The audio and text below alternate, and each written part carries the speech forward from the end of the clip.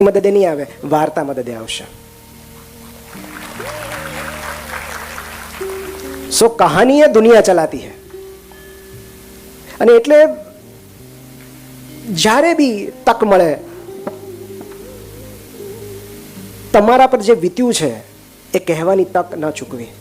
આમ તો ગ્રીફના 5 તબક્કા હોય છે. There are 5 stages of grief. કોઈ પણ શોકમાંથી તમે બહાર આવો ત્યારે, અને આ એક સ્વિસ અમેરિકન સાયકોલોજીસ્ટ છે એલિઝાબેથ કુબલર-રોસ, એમણે આ 5 સ્ટેજીસ આપ્યા છે. જરૂરી નથી કે તમે આ 5 સ્ટેજમાંથી પસાર થાઓ, અને જરૂરી નથી કે આ જ ક્રોનોલોજીમાં પસાર થાઓ, પણ યુઝ્યુઅલી તમે જો આ સાંભળશો તો તમને બહુ લોજિકલ લાગશે કે આ વાત સાચી છે. કારણ કે એક ડૉક્ટર તરીકે હું તો અવારનવાર અનુભવું છું. પહેલો જે તબક્કો છે ડિનાયલનો. ના, ન હોય, આપણા પહેલા રિએક્શન છે, આ શક્ય જ નથી. તો ડિનાયલ, તમે એ સ્વીકારવા જ તૈયાર ન હો કે આવું તમારી સાથે થઈ ચૂક્યું છે. બીજો જે સ્ટેજ છે એ એંગરનો છે. તમને ગુસ્સો આવે, ક્યારેક ડૉક્ટર પર ગુસ્સો આવે, એંગર ઓર બ્લેમ કે એમના કારણે થયું છે, અથવા ઈશ્વર પર ગુસ્સો આવે, અથવા કોઈ જે સંબંધીઓ એના પર ગુસ્સો આવે કે તમે કાળજી ના રાખી એટલે આવું થયું. ત્રીજો જે સ્ટેજ છે એ બાર્ગેનિંગનો છે, વોટ ઇફનો, કે આના બદલે આમ થયું હોત તો મને CPR આવડતું હોત, તો હું ત્યારે હાજર હોત તો આવું ન થયું હોત, આપણે વહેલા બતાવી દીધું હોત તો, આપણે ફલાણા ડૉક્ટરને બતાવ્યું હોત તો આવું ન થાત. આ બાર્ગેનિંગ છે. પછીનો તબક્કો ડિપ્રેશનનો છે, કે જ્યારે તમે ઉદાસીમાં સરી પડો છો, શોકમાં સરી પડો છો, હતાશામાં સરી પડો છો. અને છેલ્લો તબક્કો સ્વીકારનો છે, એક્સેપ્ટન્સ, જે સૌથી પણ ધીરે ધીરે ધીરે ધીરે જો તમે યાત્રામાંથી પસાર થાવ તો તમને એ સ્વીકાર આવી જ જાય છે. હા, ભલે વારે તહેવારે એ ગ્રીફ સપાટી પર આવી જતી હોય છે, પણ અલ્ટિમેટલી ડાઉન ધ લાઇન ધીમે ધીમે ધીમે તમારું ન્યૂ નોર્મલ સ્થાપિત થઈ જતું હોય છે. આમ તો ગ્રીવ કરવાની કોઈ ટાઈમલાઈન નથી હોતી. તમે 3 મહિના 6 મહિના, પણ એક્સપેક્ટેડ ટાઈમથી વધારે જો તમે શોકમાંથી બહાર નથી આવી શકતા તો એને પેથોલોજીકલ ગ્રીફ કહેવાય છે. એટલે કોઈના ગયાના 1 વર્ષ પછી પણ તમે તમારું કામ નથી કરી શકતા, તમે સતત એમના વિચારોમાં રહ્યા કરો છો, તમે કોઈને મળતા નથી, તમને એમના જ વિચારો સતાવ્યા કરે છે, તો એ પેથોલોજીકલ ગ્રીફ છે અને એની સારવાર જરૂરી છે. તમારે સાયકેટ્રિસ્ટને બતાવવું જોઈએ. સો એ એક્સપેક્ટેડ ટાઈમ જે છે, જે સામાન્ય રીતે દરેકનો અલગ અલગ હોઈ શકે, પણ જે એની એક્સ્ટ્રીમ અપર લિમિટ છે 1 વર્ષ છે. તો 1 વર્ષ પછી પણ તમે કામ નથી કરી શકતા, તમે બીજું કશું વિચારી જ નથી શકતા, તમે એટલા ને એટલા એમાં ઇન્વોલ્વ છો, તો it is a pathological grief. અને એમણે જે વાત કરી એને મૃત્યુ ન કહો, એમાં જેણે પોતાનું સ્વજન ગુમાવ્યું છે, એમાં એક પત્ર છે ફિલોસોફર સેનેકાએ એમના મિત્ર માર્સિયાને લખેલો પત્ર. એ પત્ર દરેકે વાંચવો જોઈએ, કે કોઈને શોકમાંથી કઈ રીતે બહાર કાઢવા. બહુ પત્ર તો લાંબો છે, પણ એના દીકરાના મૃત્યુને 3 વર્ષ થયા અને 3 વર્ષ સુધી એમાંથી બહાર ના આવી શક્યા. 3 years. અને પછી સેનેકાએ આ પત્ર લખ્યો, અને અદ્ભુત, બધી રીતે અદ્ભુત પત્ર છે, જેમાં એવું લખે છે કે કુદરત એવું કહે છે કે હું કોઈને છેતરતી નથી, મેં તમને એવી કોઈ ખાતરી નહોતી આપી કે તમારું બાળક આટલા વર્ષ જીવશે, છતાં તમે બાળક કર્યું, તો એમાં મારો કંઈ વાંક નથી. હું તમને ક્યારેય કોઈ ગેરંટી આપતી જ નથી કે તમારું પ્રિયજન આટલું જીવવાનું છે. બીજું, આપણે જે વાત થઈ કે દરેક વ્યક્તિ આપણે બ્રહ્માંડ પાસેથી લીધેલી લોન છે, એ ક્યારેક તો આપણે ચૂકવવી જ પડે છે, અને ગમે ત્યારે પાછું માગી લે છે. પણ એમાં જે મેઇન જે હાર્દ રહેલો છે એ છે કે true honour for the dead is in living well. જો ખરેખર તમે તમારા પ્રિયજનને પ્રેમ કરતા હો તો તમે સારી રીતે જીવો, તમે ખુશ રહો. કારણ કે એ અત્યારે હાજર હોત તો તમને દુઃખી જોઈને એમને કેટલું દુઃખ થયું હોત. છેલ્લી 2 વાત મારે કરવી છે. એક બહુ જ અદ્ભુત વાર્તા છે જે અહીંયા બેઠેલા દરેકને લાગુ પડે છે. અમારી પ્રિય વાર્તા છે. જ્યારે પણ લોસની વાત આવે ત્યારે હું આ અવારનવાર કહેતો હોઉં છું. By the way, tick Naat હાનનું એક બહુ સરસ કોટ છે. જ્યારે એમના આટલા બધા ફોલોઅર્સ હતા, એમણે તો આખું પ્લમ વિલેજ કર્યું, બુદ્ધિસ્ટ સાધુ, જે 95 વર્ષ પછી એમના 2022માં એક્સપાયર થયા. એમણે એવું લખ્યું હતું કે મારા મૃત્યુ પછી હું તરત તમને મળવા પાછો આવીશ, પણ મને ઓળખવા માટે તમારે બહુ એટેન્ટિવ રહેવું પડશે. હું કોઈ ફૂલમાં તમને મળી જઈશ, હું કોઈ ખળખળ વહેતી નદીમાં હોઈશ, કોઈ બાળકના હાસ્યમાં હોઈશ, ક્યારેક કોઈ ઘાસ પર હોઈશ. તો કારણ કે એકવાર હું અહીંથી મુક્ત થાવ પછી હું બધે જ હોઈશ, મારું સ્વરૂપ બદલાઈ જશે. તો આ સ્વરૂપ બદલાવાની વાત છે, અને એને જ લગતી સ્ટોરી છે ફ્રાન્સ કાફકાની. ફ્રાન્સ કાફકા એટલે અદ્ભુત ટૂંકી વાર્તાના લેખક, નવલકથાકાર. અને આ ઘટના ત્યારની છે, આ પ્રસંગ ત્યારનો છે જ્યારે એમની ઉંમર 39 વર્ષની હતી. બર્લિનના એક પાર્કમાં જ્યારે ચાલવા જતા ત્યાં એક દિવસ એમણે એક નાની એવી બાળકીને રડતા જોઈ. ધ્રુસકે ધ્રુસકે રડતી હતી. અને કાફકા એમને પૂછ્યું કે કેમ, શું થયું બેટા, કેમ રડે છે? ત્યારે એણે કહ્યું કે મારી ઢીંગલી ખોવાઈ ગઈ છે, મારી સૌથી પ્રિય ઢીંગલી હતી. એટલે કાફકાએ એને વચન આપ્યું કે ચાલ ને હું શોધી આપું તને, આપણે સાથે મળીને શોધીએ, હું તને તારી ઢીંગલી શોધી આપીશ.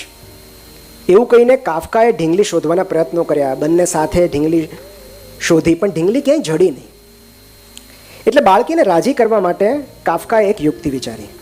બીજે દિવસે જ્યારે પાર્કમાં કાફકા એને મળ્યા, કારણ કે ઢીંગલી તો હતી નહીં, તો હવે કંઈક તો વાર્તા બનાવવી પડશે ને, તો એમણે એક પત્ર એ બાળકીના હાથમાં સોંપી દીધો અને એવું કહ્યું કે આ પત્ર પેલી ઢીંગલીએ લખ્યો છે તારા માટે.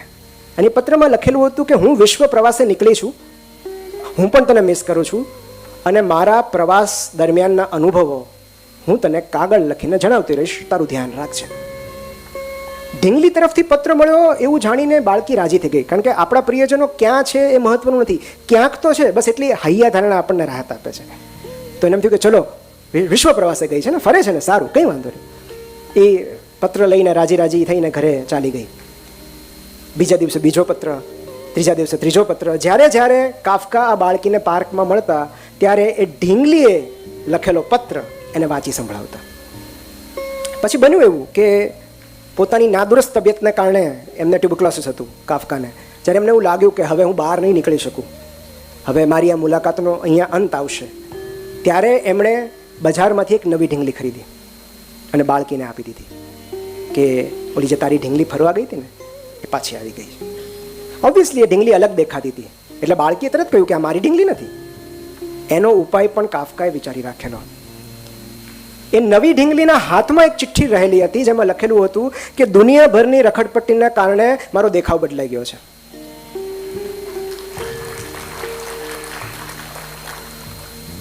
પણ પ્લીઝ મને ઓળખી લેજે, મારો પ્રેમ સ્વીકારી લેજે. તો ઢીંગલી ડુપ્લિકેટ હોવાની શંકા સાથે કચવાતા મને બાળકીએ નવી ઢીંગલીને ઘરે લઈ ગઈ અને ધીમે ધીમે આ નવી ઢીંગલાના પ્રેમમાં પડી. ભલે ને શરૂઆતમાં શંકા હતી કે આ ડુપ્લિકેટ છે, પણ એની સાથે રમવા લાગી તો એને એની સાથે પણ સ્નેહ બંધાવા લાગ્યો, એની સાથે પણ લાગણી થઈ અને ધીરે ધીરે એ આ નવી ઢીંગલીના પ્રેમમાં પડી. આ બન્યાના 1 વર્ષ પછી ફ્રાન્સ કાફકાનું ટ્યુબરક્લોસિસથી મૃત્યુ થયું. અને આ બાળકી જ્યારે યુવાન થઈ ગયેલી ત્યારે એણે આ ઢીંગલી સાચવીને રાખેલી, અને ત્યારે એને આ ઢીંગલીમાં સંતાડીને રાખેલી એક ચબરખી મળી જેમાં લખેલું હતું કે તું જેને જેને પ્રેમ કરે છે એ દરેકને તારે ક્યારેક તો ગુમાવવા જ પડશે, પણ એ ગુમાવી દીધેલો પ્રેમ અન્ય કોઈ સ્વરૂપમાં તારી પાસે જરૂર પાછો ફરશે, એ નક્કી છે.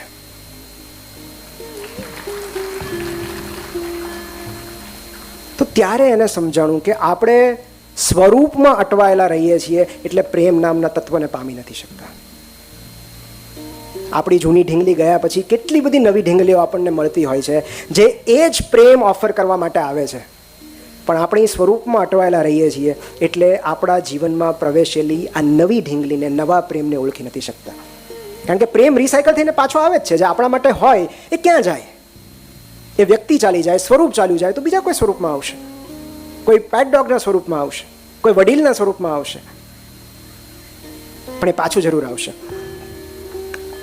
છેલ્લે એક બહુ સુંદર વાત મારે કહેવી છે કે મારી દીકરીને જ્યારે અમે પ્લે હાઉસમાં મૂકી ત્યારે હું થોડો બહુ ઇન્સિક્યોર ફીલ કરતો હતો કે ઘરની બહાર પહેલી વાર એને ભલે આમ બહુ સુરક્ષિત વાતાવરણ હતું, પણ અમે બધા વારાફરતી એને શરૂઆતમાં મૂકવા જતા, પછી તો રિક્ષા કરાવી હતી. પણ હું જ્યારે મૂકવા જાઉં ને ત્યારે મોટો દરવાજો અને આમ દિવાલ, એટલે તમને બહારથી અંદરનું દેખાય નહીં કે એ શું કરે છે, તો લસરપટ્ટીને બધું ચાલતું હોય ત્યાં. પણ મને હંમેશા એવો પ્રશ્ન થાય કે એ શું કરતી હશે, એ રડતી તો નહીં હોય ને? એટલે હું શું કરું કે ત્યાં આમનામ તો પહોંચવું શક્ય નહોતું, એટલે ત્યાં બધી રિક્ષાઓ પાર્ક થયેલી હોય છે, બાળકોને મૂકવા આવે ને તો એ રિક્ષાના હેન્ડલ પર પગ રાખી રિક્ષા પર ચડીને હું જોઉં કે મારી દીકરી શું કરે છે. અને પછી મને એવો ખ્યાલ આવે કે ના ના એ રમે છે, ખુશ છે, એટલે પછી હું નીચે ઉતરી જાઉં.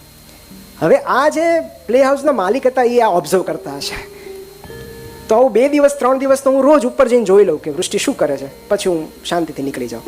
એક દિવસ એવું બન્યું કે રિક્ષા ત્યાં હતી નહીં, તો હવે મારે અંદર કેવી રીતે જવું, મારે કઈ રીતે જોવું કે મારી દીકરી શું કરે છે?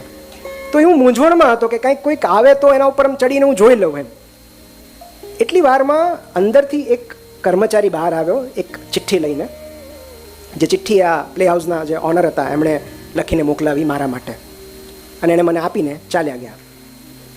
એમને કઈ રીતે ખબર પડી છે કે હું બહાર ચિંતા કરું છું, હું બહાર રાહ જોઉં છું? મને હજી આજ સુધી ખબર નથી પડી કે એને કઈ રીતે ખબર પડી કે હું બહાર છું. પણ એ ચિઠ્ઠી મોકલી, અને ચિઠ્ઠીમાં 3 જ વાક્યો લખેલા હતા: she is safe with us, she is happy, do not worry. બસ આ ચિઠ્ઠી ફોલ્ડ કરીને હું એટલી રાહતના શ્વાસ સાથે હું ત્યાંથી ચાલ્યો ગયો. પણ મને આ ઘટના બહુ સ્પર્શી ગઈ કે એને કેવી રીતે ખબર પડી કે હું રાહ જોઉં છું. અને મને મેસેન્જર ઉપર બહુ પ્રેમ આવ્યો કે કેવા સરસ મેસેન્જર છે. આજે એક ચિઠ્ઠી હું લાવ્યો છું.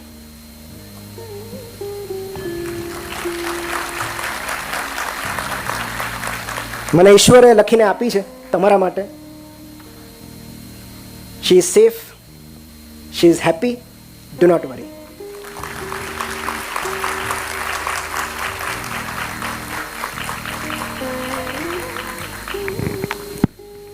And